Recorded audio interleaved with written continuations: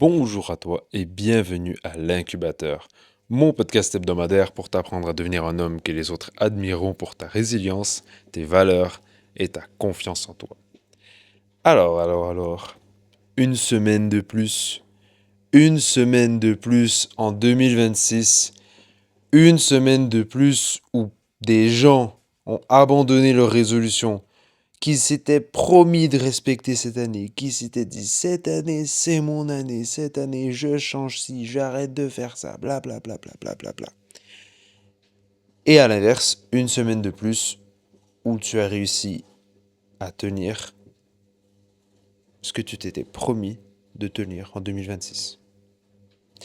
Bonne nouvelle, ça fait déjà 3 semaines, même 4 semaines, à l'heure où ce podcast sort, ça fera 4 semaines. On sera du coup dans la 4e semaine. Petit problème, pour toi, il te reste encore 11 mois. 11 mois où tu n'auras pas le droit de rater. Tu n'auras pas le droit d'abandonner. 11 mois où, autour de toi, il y aura des gens qui vont te dire oh, c'est bon, t'es pas. Peu importe c'est quoi ton objectif. Que ce soit d'aller à la salle, que ce soit de trouver la femme de ta vie, que ce soit d'arrêter de fumer, d'arrêter de boire l'alcool, de te pousser dans les études, etc. Tu auras des gens autour de toi qui te diront oh, c'est bon, oh, hey, t'as déjà fait beaucoup là, c'est bon, c'est pas grave. Et ces gens-là, pour certains, tu les appelais des amis, hein, ou ils font même peut-être partie de ta famille. Qui d'entre nous a déjà eu sa mère ou son père, son frère, sa sœur, qui dit oh, tu pousses un peu trop à la salle, hein. Prends ça chill, tu vois. Et ça vient d'une bonne intention. Ça vient d'une bonne intention. Mais ça peut quand même mener à l'abandon. Et malheureusement, dès que tu abandonnes, bah voilà, retour à la case départ. Pour te rassurer, si tu es déjà dans la situation de ceux qui ont abandonné, eh ben, tous les jours peut devenir ton 1er janvier. Tous les jours peut devenir la journée où tu as décidé de changer.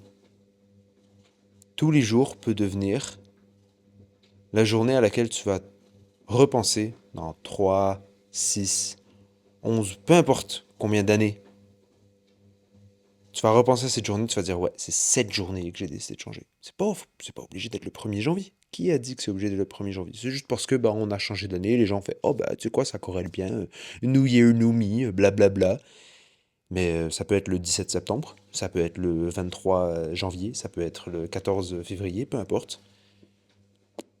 Il y a, y a rien, il y a rien qui t'oblige à changer le 1er janvier. Bref, je tenais à faire cette petite aparté parce que c'est important de se rendre compte que ça fait déjà 3 semaines et que bah, t'as déjà des gens qui ont raté et qui vont attendre à l'année prochaine pour faire exactement le même pattern.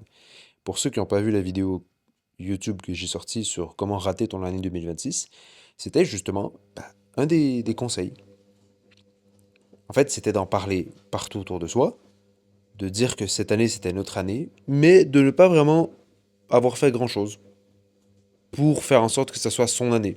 Juste on s'est dit, bah tu sais quoi, cette année, vas-y, c'est mon année, blablabla. Et d'en avoir parlé au maximum de personnes autour de nous, et d'en avoir flex et tout ça. Et finalement, bah, d'abandonner en fait. Simple. Simplement, d'abandonner. Et de repartir à 2027. Donc pour ceux qui sont intéressés de comment rater en fait son année 2027, 2026 pardon, et 2027, et 2028 et peut-être malheureusement sa vie, bah, regardez la vidéo, hein, c'est pas très long, 5 minutes pour apprendre à rater sa vie, c'est... Le mec est bipolaire en fait, il fait un podcast pour apprendre à devenir quelqu'un de meilleur, il fait une vidéo, mais en fait c'est parce que en fait j'en ai marre, j'en ai marre de tous ces copier-coller sur les réseaux des, des vidéos de ouais, bon, pour 2026, voici 5 astuces pour réussir 2026, voici 3 astuces pour réussir 2026. Je suis au courant que j'ai sorti un podcast qui s'appelle 3 leçons pour apprendre, pour réussir en fait 2026. Je sais, j'en fais partie. Mais ça me faisait chier. En fait, ça me faisait chier de que faire ça. Je me suis dit, comment je pourrais me différencier? Ok, les gens, ils font comment réussir 2026, mais pourquoi personne n'a fait comment rater? Imagine, t'as un mec, dans ce monde, il est trop fort. Il se dit, non, moi, je veux rater mon année, en fait. Je veux me chier dessus, en fait. Voilà, je veux chier mon année. Ben, je me suis dit, vas-y. J'ai réfléchi, en fait, je me suis dit, qu'est-ce que je pourrais faire de pire, en fait? Le, les pires conseils que je pourrais donner à quelqu'un pour réussir son année, ben justement, c'est exactement ça que j'ai donné. Je me suis dit, qu'est-ce que je donne de meilleur? Et j'ai fait l'inverse. Et ça a donné cette vidéo. Et bien évidemment, vous comprendrez, avec votre cerveau surdéveloppé, et votre QI à 3 chiffres, même 4 chiffres pour certains, que c'est une vidéo satirique. Bien évidemment. Que les conseils que je donne sont réellement des conseils de merde, des conseils pour rater son année 2026, mais que bien évidemment, le but, c'est que vous fassiez l'inverse. Mais, comme disait Jordan Peterson, un grand psychologue canadien, le but, c'est d'avoir, lorsqu'on veut progresser dans quelque chose, lorsqu'on veut avoir des objectifs, le but, ce n'est pas seulement d'avoir une carotte à chasser. Vous comprenez, comme un âne, une carotte au bout du bâton à chasser. C'est aussi de se regarder derrière soi et d'avoir les ténèbres, d'avoir quelque chose qui nous chasse, un prédateur. Donc quelque chose qui nous fait peur, quelque chose qui nous rappelle que si on n'atteint pas la carotte, ben, il y a quelque chose de pire qui nous attend derrière. Donc si on ralentit, il y a quelque chose de pire qui nous attend. Donc savoir reconnaître les patterns mauvais pour rater son année, ça permet de se dire, bon, est-ce que là je suis en train de faire ce qui est nécessaire pour réussir mon année? Est-ce que là je suis en train de merder? Et voilà. Et aujourd'hui, en fait, ça rentre un peu dans cette logique. Le sujet qu'on va aborder aujourd'hui, par rapport aux besoins et aux envies, rentre un peu dans cette logique. Parce que, si je suis honnête, en fait, ces termes-là sont utilisés à tort et à travers, et leurs définitions ne sont plus bien comprises. Alors, il faut absolument que dans ta tête, là, tu imprimes la définition de besoin et la définition d'envie. Un besoin, c'est quelque chose d'essentiel. Une envie, c'est quelque chose de non essentiel. C'est tout. Point. Et voilà, le podcast est terminé. On va rentrer bien sûr dans le détail. Mais il faut arrêter de se dire, non, mais j'ai besoin d'acheter un nouveau sac. Non, mais j'ai besoin d'avoir mon nouveau iPhone. Non, mais j'ai besoin d'aller au resto demain. Là, j'ai un peu plus, j'ai besoin. Non, t'en as pas besoin. Arrête. T'en as envie. Les seules choses que t'as besoin, c'est la nourriture, l'eau, le sommeil. C'est tout. C'est tout. Simple. T'as besoin de dormir. Oui, là, je suis d'accord. T'as besoin de dormir. Ok. Là, t'es crevé et tout. T'as besoin de dormir parce que tu fonctionnes plus. T'as besoin de manger. Bah, frérot, si t'as faim, il faut que tu manges. Tu vois? Et j'ai besoin de boire de l'eau. Ok, ça marche. Mais après, les mecs qui me disent non, mais j'ai besoin d'aller acheter le nouveau truc de je sais pas quoi. Non, mais j'ai besoin d'acheter le nouveau FIFA parce qu'en fait, tu vois, Mbappé, maintenant, ils lui ont mis deux paires de cils en fait dans les yeux, alors que précédemment, ces cils, en fait, ils étaient pas en HD. Tu vois, ils étaient même pas en HD, ils étaient en 480p. Là, maintenant, ils sont rendus en 4K avec deux paires de cils. Non, mais tu comprends? Tu comprends, quand je joue au foot, en fait, quand je joue à FIFA, c'est très très très important que quand je marque un but ou quand je me fais péter 6-0, j'ai besoin de voir la tête de Mbappé en 4K. En 4K. Bon, je me suis un peu énervé sur les joueurs de FIFA, mais bon. Et donc, c'est pas un besoin, c'est une envie. J'ai envie d'acheter un jeu, j'ai envie d'aller où est-ce que tu veux, en fait, d'aller au resto, d'aller au cinéma. J'ai envie d'aller à la salle. Bon, pour certains, il y en a, ils ont pas envie. Euh, mais vous comprenez? Tu comprends un peu que besoin et envie, c'est des termes qui sont utilisés à tort et à travers, alors que leurs définitions sont primordiales à comprendre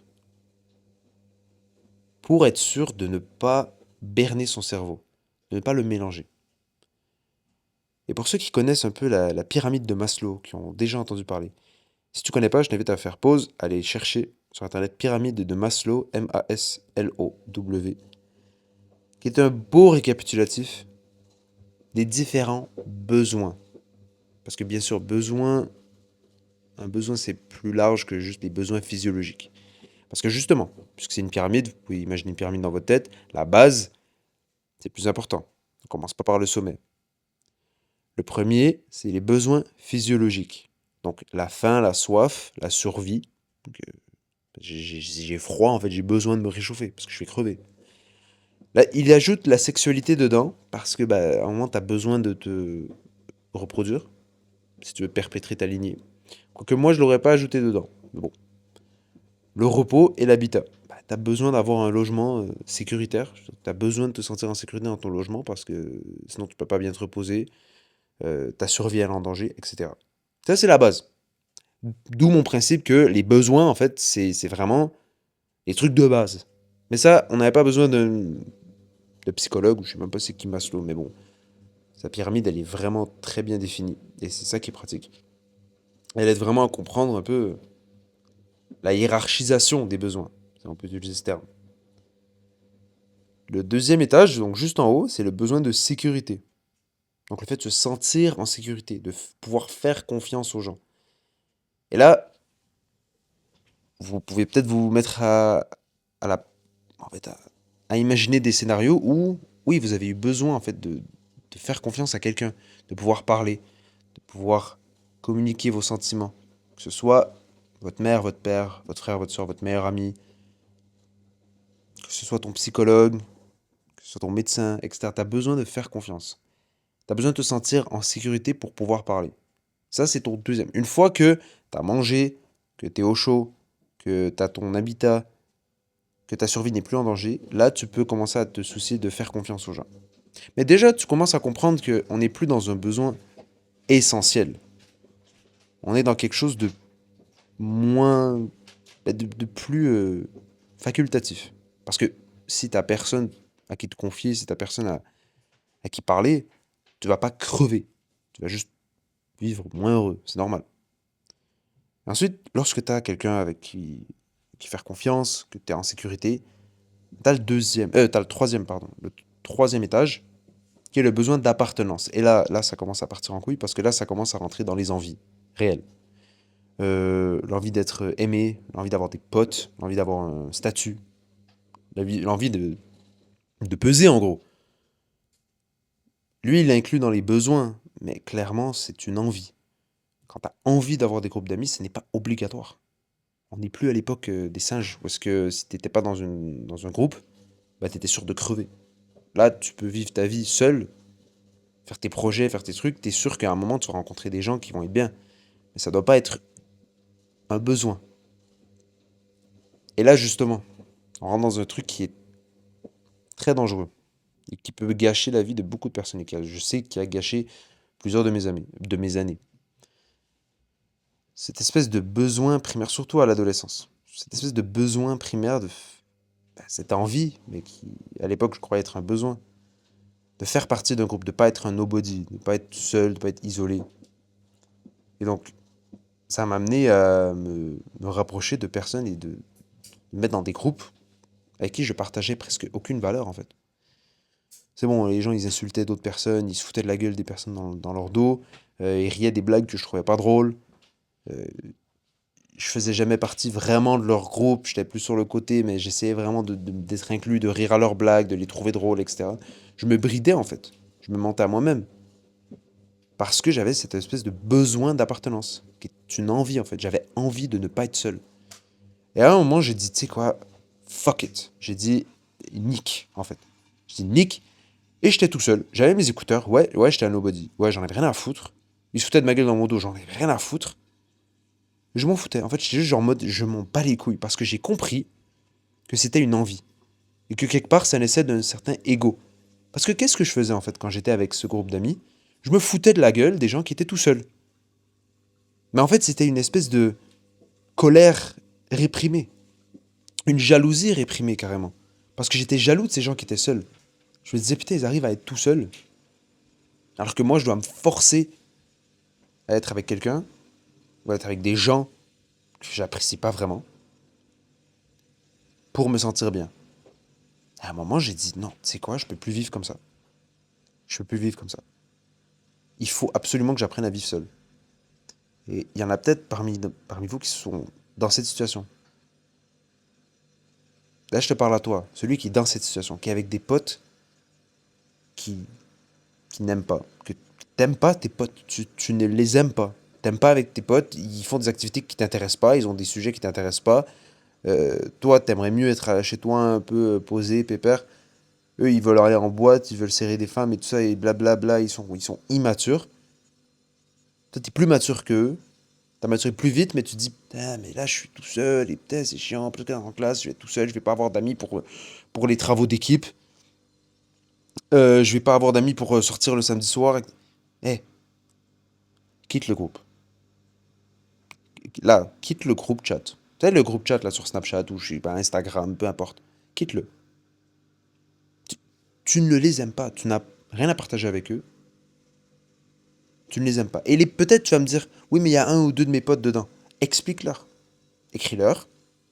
Dire, bah écoute, je me rends compte que non, j'aime pas être dans ce groupe-là. Je partage rien, j'ai pas d'intérêt. Mais vous restez mes potes et on, on continue à se voir, tu vois. Et à ce moment-là, je te préviens, sache que tu vas peut-être te prendre une gifle de maturité, dans le sens où tu vas te rendre compte que tu as maturé beaucoup plus vite que certaines personnes de ton entourage, et que d'autres sont peut-être dans la même situation que toi sans que tu le saches. Et que peut-être qu'ils vont préférer garder le groupe plutôt que toi. Et à ce moment-là, c'est pas grave. C'est leur problème. Hein. C'est pas toi qui as mal agi, c'est pas toi qui est dans le tort. C'est eux. Parce qu'il faut que tu comprennes que ce besoin d'appartenance, que Maslow décrit dans sa troisième étape sur 5, donc son troisième niveau. On se rappelle, il y avait les besoins physiologiques, besoin de sécurité, et là il y a le besoin d'appartenance. Mais les besoins d'appartenance, en fait, c'est une envie. Et cette envie-là, elle naît souvent d'un ego ou d'une peur d'être seul.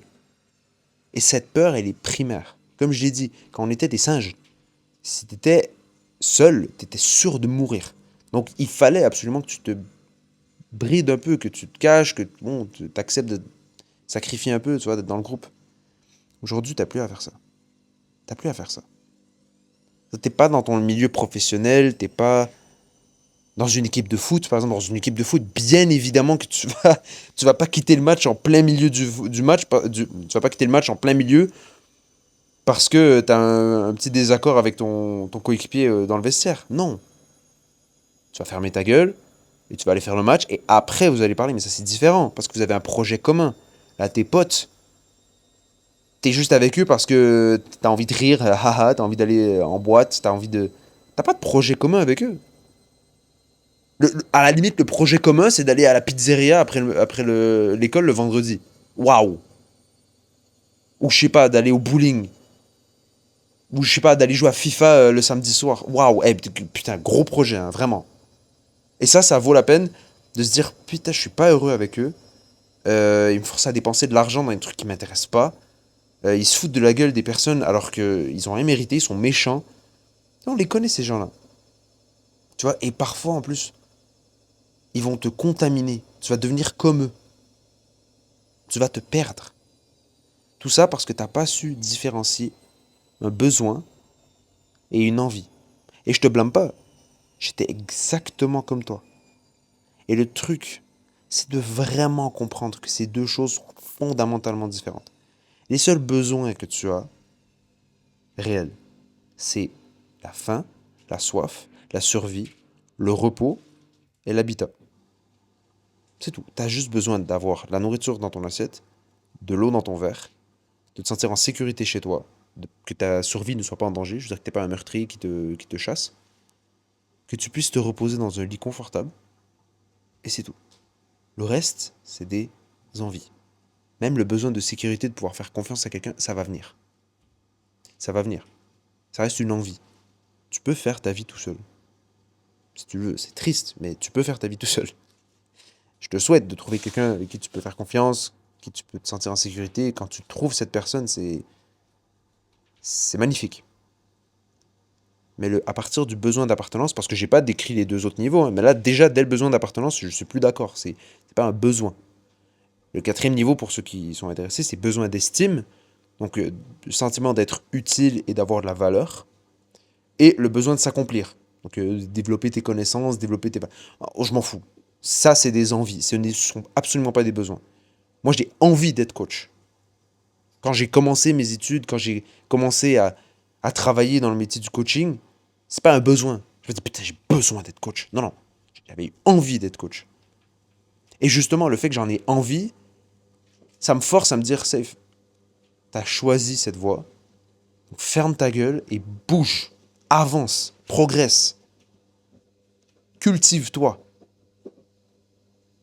Même chose.